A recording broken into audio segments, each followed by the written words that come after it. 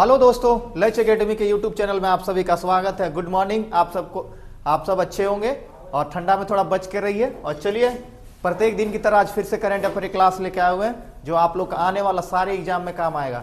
National news है, साथ में इंटरनेशनल न्यूज है, साथ ही साथ झारखंड का जो अपकमिंग एग्जाम है उन सारे में काम आएगा। तो चलिए स्टार्ट करते हैं। क्या क्या हम लोग का कवर करेंगे आज के करंट अफेयर में देख लीजिए। सबसे पहले क्या है, नेशनल को करेंगे, यानी कि राष्ट्रीय जो आपके करंट अफेयर में उनको करेंगे कवर। दूसरा है इंटरनेशनल यानी कि अंतर्राष्ट्रीय। तीसरा आपका है, इसमें हमारा बैंकिंग का भी करेंगे। बैंकिंग में क्या क्या बदलाव आए हैं, बैंक में क्या हो रहे हैं, उन सब के बारे में। साथ ही साथ क्या है, फाइनेंस यानी वित्तीय और स्पोर्ट्स को डिस्कस करेंगे। तो चलिए दोस्तों, पूरा बने रहिएगा क्लास में आप लोग। तो चलिए स्टार्ट करते हैं। पहला करंट अफेयर आज का क्या है, आज का कि सुप्रीम कोर्ट, भारत का सुप्रीम कोर्ट जो क्या होता है, सबसे उच्च न्यायालय होता है, तो क्या करता है, आदेश दिया है। क्या आदेश दिया है कि सारंडा वन, जो सारंडा वन है झारखंड में, यहाँ पे बहुत अधिक विशाल मात्रा में साल के वृक्ष सब हैं। तो क्या किया है, सुप्रीम कोर्ट ने झारखंड सरकार को आदेश दिया है कि सारंडा वन क्षेत्र क्या है, उसको वन्य जीव अभयारण्य घोषित करे। जल्दी से जल्दी झारखंड सरकार उसको वन्य जीव अभयारण्य घोषित करे।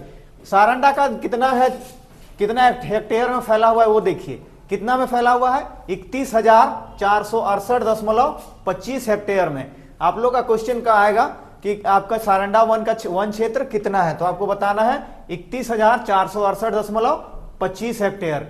तो ये क्या करना है, झारखंड सरकार को सुप्रीम कोर्ट ने आदेश दे दिया है झारखंड गवर्नमेंट को कि जल्द से जल्द क्या करना है, सारंडा वन को वन्य जीव अभयारण्य घोषित कर देना है। क्या कर देना है, वन्य जीव अभयारण्य घोषित कर देना है। चलिए, ये वह जो है ना सारंडा वन जो है ना, ये बहुत बड़ा है। कितना बड़ा है देख लीजिए, एशिया का सबसे बड़ा साल वाला वन है। ठीक है, साल का मतलब होता है सखुआ का पेड़, जो क्या है, एशिया का सबसे बड़ा साल वन है। और साथ ही साथ ये कहां पे स्थित है, तो पश्चिम सिंहभूम में। जिला क्या है, झारखंड के पश्चिम सिंहभूम जिले में है। और ये कहां पे है, झारखंड में। इसका क्षेत्रफल कितना है पूरा सारंडा वन का, 820 से 900 वर्ग किलोमीटर के बराबर है। 820 से 900 वर्ग किलोमीटर के बराबर। इसका विशेष पहचान क्या है कि ये एशिया का सबसे बड़ा साल का वन है। जो सखुआ का पेड़ होता है ना, एशिया में सबसे ज्यादा ये एक आपका सारंडा में ही सबसे अधिक है। इसका क्या है, जैव भू क्षेत्र, तो ये कहां पे है, छोटा नागपुर पठार में है। कहां पे है, छोटा नागपुर पठार में। क्यों सरकार मतलब सुप्रीम कोर्ट क्यों इतना दे रहा है आदेश कि क्यों इसको वन्य जीव अभयारण्य में किया जाए, तो देखिए यहां पे क्या है, जो लोग संकटग्रस्त में है, संकटग्रस्त मतलब विलुप्त होने का कगार में, तो क्या है, साल फॉरेस्ट, कछुआ, चार सिंगा हिरन, चार सिंग वाला जो हिरन होता है वो सब यही पाया जाता है। एशियाई पाम सिवेट और जंगली हाथी। साथ ही साथ इसमें कौन कौन से जनजातीय समुदाय रहते हैं, ठीक है, शेड्यूल ट्राइब के, तो कौन है, हो है, मुंडा, उरा संबंधित अन्य आदिवासी समूह है। तो उन सब का भी ध्यान रखना है। यहाँ पे कितना क्या खनिज भंडार मिलता है, तो भारत के 26% लो अयस्क भंडार पाए जाते हैं। तो आपको याद रखना है कि एशिया का अगर पूछा जाएगा सबसे बड़ा साल का वन, तो आपको याद रखना है सारंडा एशिया का सबसे बड़ा साल का वन है। साथ ही साथ क्या है, ये कहां पे स्थित है, तो पश्चिम सिंहभूम झारखंड में। ये क्या है, ये कहां पे है, छोटा नागपुर पठार में। ठीक है, आगे बढ़ते हैं। क्या है कि जो हम बताए थे आप लोग को पिछले क्लास में कि अमेरिका में जो शटडाउन चल रहा था, उसका क्या हो गया, 42 दिन में खत्म हो गया। यानी ये जो शटडाउन चला, शटडाउन में क्या होता है कि वहां के सरकारी कर्मचारियों को या तो छुट्टी में भेज दिया जाता है या तो फिर बिना सैलरी का काम करवाया जाता है। तो ये जो है अमेरिका के राष्ट्रपति डोनाल्ड ट्रंप, ये क्या किए कि अस्थायी रूप से फंडिंग बिल पर हस्ताक्षर कर दिए। क्या होता है अस्थायी, कि आपका फंडिंग जो होता है वो क्या होता है, एक बजटीय तौर पे होता है। तो इसको क्या कर दिया गया, अस्थायी तौर पे बिल को पास कर दिया गया, ताकि जो आपका चल रहा था शटडाउन उसको खत्म किया जाए। और ये जो अमेरिका का शटडाउन चला था, सबसे लंबा सरकारी शटडाउन था। और ये जो शटडाउन था, ये सबसे लंबा वाला शटडाउन था। ये शटडाउन कब से हुआ था, 1 अक्टूबर से शुरू हुआ था। जो 1 अक्टूबर से शुरू हुआ था और इसके कारण लाखों कर्मचारियों को क्या बिना वेतन का काम करना पड़ रहा था, या तो फिर छुट्टी में भेज दिया गया था। जो वहां पे अमेरिका में सरकारी कर्मचारी थे, या तो उनको छुट्टी में भेज दिया गया था, या तो फिर बिना सैलरी का काम करवाया जा रहा था। जिसमें क्या होगा कि बहुत सारा नुकसान हुआ। क्या क्या नुकसान हुआ कि राष्ट्रीय उद्यान में साथ साथ वीजा प्रोसेसिंग, सेवा कर प्रभावित हुए। सेवा कर क्या, इनकम टैक्स वाला लोग। और जिससे क्या हुआ, अमेरिका सरकार को अरबों डॉलर का आर्थिक नुकसान हुआ। तो आप लोग को याद रखना है कि जो अमेरिका में शटडाउन चल रहा था वो कितने दिनों तक चला। तो आपको याद रखना है वो 42 दिनों तक चला, और ये अभी तक का अमेरिका का सबसे लंबा शटडाउन था जो 42 दिन तक चला। आगे बढ़ते हैं। भारत दुनिया का सबसे बड़ा पेटेंट फाइलर बना। क्या बना? भारत जो है दुनिया का सबसे क्या हुआ, छठा सबसे बड़ा पेटेंट फाइलर बनकर उभरा। फाइलर क्या होता है कि आपका जो पेटेंट फाइलर होता है वो क्या होता है कि आपका इसमें प्रोडक्शन किया जाता है। तो ये क्या हो गया, अब दुनिया में इससे पहले 5 देश थे जो फाइलर प्रोडक्शन में क्या थे, आगे थे। और ये जो है इसमें क्या हो गया कि भारत के जो आपके खनिज विज्ञान एवं प्रौद्योगिकी मंत्री हैं जितेंद्र सिंह, ये ने उन्होंने बताया कि भारत अब क्या हो गया, 6ठे नंबर पर आ गया। किसमें? फाइलर बनाने में। जो क्या है कि भारत में अब तक 64,000 से अधिक पेटेंट आवेदन दायर किए गए, जिसमें क्या है कि 55% से अधिक आवेदन आ गए, जिसमें आविष्कारों के द्वारा किया गया। और ये क्या दिखा रहा है कि अब जो हमारा जो भारत का विज्ञान और प्रौद्योगिकी है वो क्या आगे बढ़ता जा रहा है। क्यों बढ़ता जा रहा है? क्योंकि हमारे देश में अब विकसित भारत को लेके आगे चल रहा है। तो चलिए स्पोर्ट्स का न्यूज है। बेल्जियम और नीदरलैंड क्या करेंगे, मेजबानी करेंगे। किसका? Federation international hockey world cup का। जो hockey FIH hockey world cup होगा उसका मेजबानी संयुक्त रूप से करेंगे। कौन कौन? बेल्जियम और नीदरलैंड। आपको याद रखना है कि हॉकी वर्ल्ड कप कहां पे आयोजन होगा, तो आपको याद रखना है बेल्जियम और नीदरलैंड दोनों क्या करेंगे, संयुक्त रूप से मेजबानी करेंगे। जो 2026 में क्या होगा, नीदरलैंड के द्वारा किया जाएगा। यह टूर्नामेंट 15 अगस्त से 30 अगस्त 2026 तक होगा। इसमें क्या होगा कि महिलाओं और पुरुषों दोनों के द्वारा ये किया जाएगा गेम। ये इसमें दोनों महिला और पुरुष दोनों लोगों को क्या होगा, दोनों लोग का स्पर्धा होगा। ठीक है, आगे बढ़ते हैं। शेख नासिर यानी शेख नासिर अल नौवस क्या हो गए, संयुक्त राष्ट्र के पर्यटन नेतृत्व करने वाली पहली महिला बनी। तो क्या बनी? शेख नासिर अल नौवेस। ठीक है, तो क्या है कि अल नौवेस संयुक्त राष्ट्र यूएन टूरिज्म की स्थापना जो हुआ था, यूएन टूरिज्म का स्थापना हुआ था कब, यूनाइटेड नेशन टूरिज्म का वो स्थापना हुआ था 1975 ईस्वी में। और क्या हुआ कि ये कब हुआ कि उनकी नियुक्ति कब हुआ, 123वें संयुक्त राष्ट्र पर्यटन कार्यकारी परिषद के सत्र में। और ये कहां किया गया था आयोजित? स्पेन में किया गया था। कहां किया गया था? स्पेन में। ये जनवरी 2026 से क्या 4 साल के लिए पदभार ग्रहण करेगी। जो ये क्या होगा, 50 सालों में परंपरा टूटेगा। इससे पहले जो भी थे क्या कि आपका कोई भी महिला जो थी वो संयुक्त राष्ट्र पर्यटन का नेतृत्व नहीं करती थी, यानी अध्यक्षता नहीं करती थी। तो आप लोग को याद रखना है कि कौन कर रही है, शेख नासिर अल नोवेस। ये क्या हो गई कि अब संयुक्त राष्ट्र जो पर्यटन है उसका अध्यक्षता करेगी।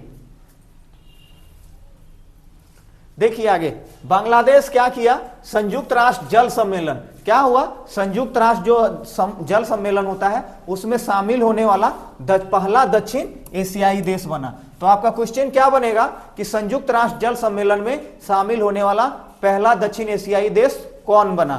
तो आपको आंसर करना है बांग्लादेश संयुक्त राष्ट्र जल सम्मेलन में क्या किया, शामिल होने वाला पहला एशियाई देश बना। ये क्या हो गया कि यूएन वाटर कंजर्वेशन में जो ये क्या हो गया, कितनावां देश बना, ये 56वां देश बना। जो आपका बांग्लादेश है, ये जो आपका यूएन जल सम्मेलन होता है वाटर कंजर्वेशन में कन्वेंशन में, तो इसमें क्या बना, 56वां देश बना और दक्षिण एशियाई पहला देश बना। इसमें क्या होगा कि जल संसाधनों का उपयोग किस तरीके से किया जाए, साथ ही साथ उसका रख रखाव किया जाए, बचाव कैसे किया जाए, उसको किस तरीके से सेव किया जाए, तो उसको लेकर वाटर कंजर्वेशन क्या है, कन्वेंशन का आपका बांग्लादेश पहला दक्षिण एशियाई देश बना। आगे देखिए, अब आ गया हमारा बैंकिंग का न्यूज। बैंकिंग में क्या हुआ कि आरबीआई के उल्लंघन के लिए, आरबीआई का जो नियम और शर्तें हैं उसको उल्लंघन करने के लिए 3 सहकारी बैंकों पर जुर्माना लगा। क्या लगा? 3 सहकारी बैंकों पे जुर्माना लगा। ये सहकारी बैंक क्या होता है? ये कोऑपरेटिव बैंक होते हैं, ठीक है। ये क्या होते हैं? कोऑपरेटिव होते हैं। ये शेड्यूल्ड और नॉन शेड्यूल्ड बैंक में नहीं आते हैं। तो ये जो जिला सहकारी बैंक होता है, ये क्या होता है? हर राज्य के अलग अलग होते हैं। तो क्या हो गया कि आरबीआई का उल्लंघन के कारण 3.75 लाख का जुर्माना लगा। ये 3 बैंकों के साथ 3.75 लाख का जुर्माना लगाया गया। इसमें क्या था कि मुख्य उल्लंघन क्या था कि निर्देशकों को ऋण देना। जो इस कोऑपरेटिव बैंक का जो क्या है निर्देशक है, वो भी लोन ले लिए।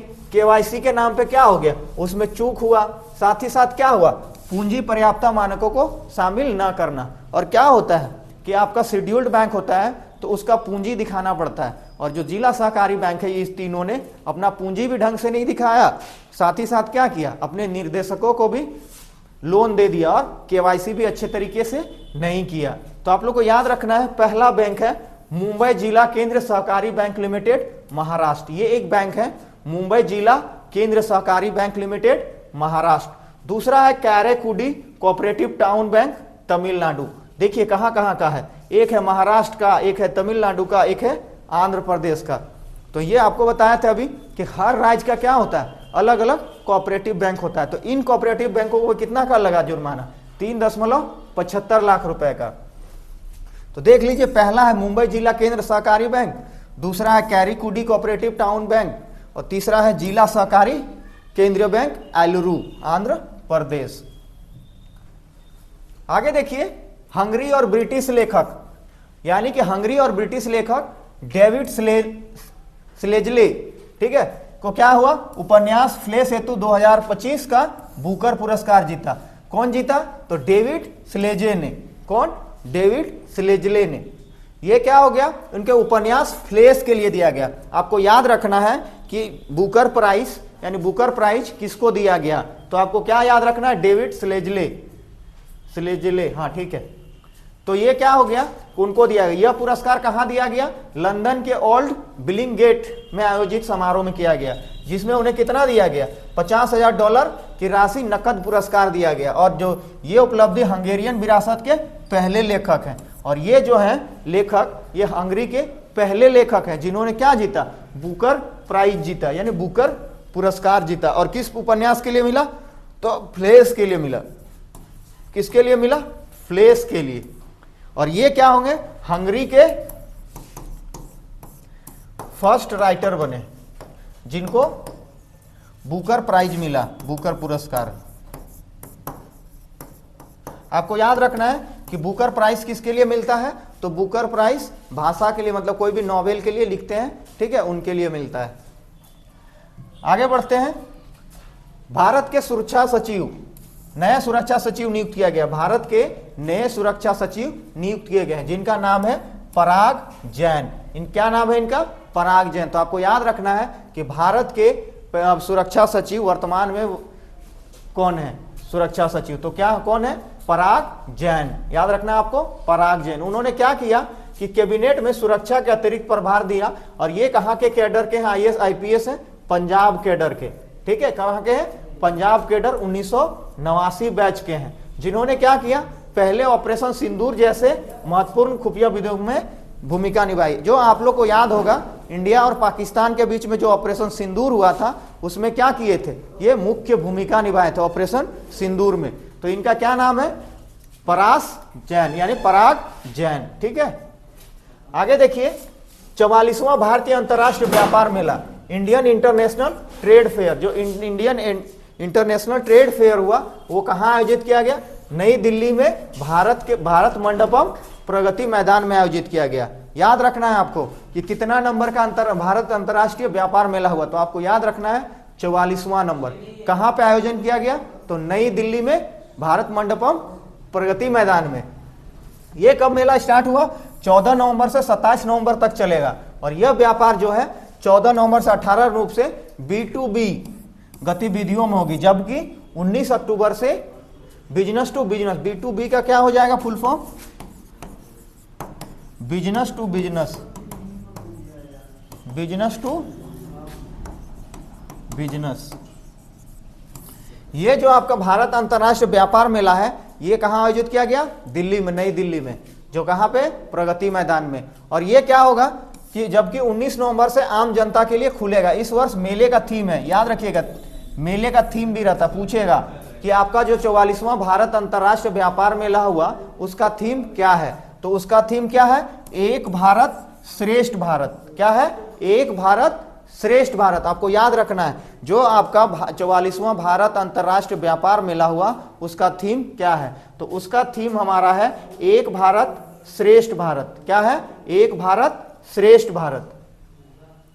आज का हमारा अंतिम करंट अफेयर है, क्या है देख लेते हैं। भारत का पहला आधुनिक रिवर टर्मिनल गुवाहाटी में स्थापित किया गया। रिवर टर्मिनल क्या होता है? रिवर टर्मिनल, जो क्या रिवर टर्मिनल क्या होता है? जो आपका नदी में है, ठीक है, वो टर्मिनल बनाया गया है।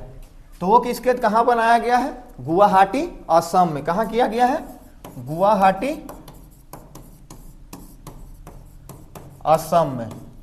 ये क्या है कि इसका उद्घाटन किनके किनके द्वारा किया गया? तो वित्त मंत्री निर्मला सीतारमण, भारत के जो वित्त मंत्री हैं उनका नाम है निर्मला सीतारमण, उनके द्वारा किया गया। साथ ही साथ ये टर्मिनल का जो है 3000 करोड़ का निवेश बना। इससे क्या होगा कि गुवाहाटी गेटवे टर्मिनल के नाम से जाना जाएगा और इसका जो नाम होगा वो क्या होगा? Guwahati gateway terminal.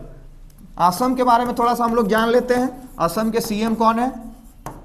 तो असम के सीएम है हेमंत बिस्वा शर्मा। राजधानी कहां है? दिसपुर। ऐसा नहीं है कि जो करंट अफेयर में आपका जो न्यूज है सिर्फ उसी से आपका क्वेश्चन आएगा। अब क्या किया है एग्जामिनर कि उसको ट्विस्ट कर देता है। अगर उस आपका जो करंट अफेयर है उससे रिलेटेड क्या पूछ देगा? सीएम पूछ देगा, राजधानी पूछ देगा, ठीक है। तो आप लोग को सारे चीज साथ साथ में करना है। तो चलिए दोस्तों, आज का करंट अफेयर क्लास यहीं समाप्त करते हैं। अगर आप चैनल में नए हैं तो चैनल को सब्सक्राइब कीजिएगा और बेल आइकन के बटन को ऑन कीजिएगा और अपने दोस्तों के बीच में शेयर कीजिए ताकि आपके दोस्तों को भी पता चल सके कि करंट अफेयर क्लास प्रत्येक दिन आते रहती है लक्ष्य एकेडमी के यूट्यूब चैनल में, जो आपका आने वाला हर एग्जाम में काम आएगा। किसमें? जितने सारे आपका सेंट्रल लेवल की वैकेंसी आती है उनमें काम आएगा, साथ ही साथ स्टेट बोर्ड का जो एग्जाम होता है उन सब में काम आएगा। तो चलिए दोस्तों, फिर मिलेंगे आप लोग का करंट अफेयर के क्लास में अगले दिन। धन्यवाद दोस्तों आप सभी का।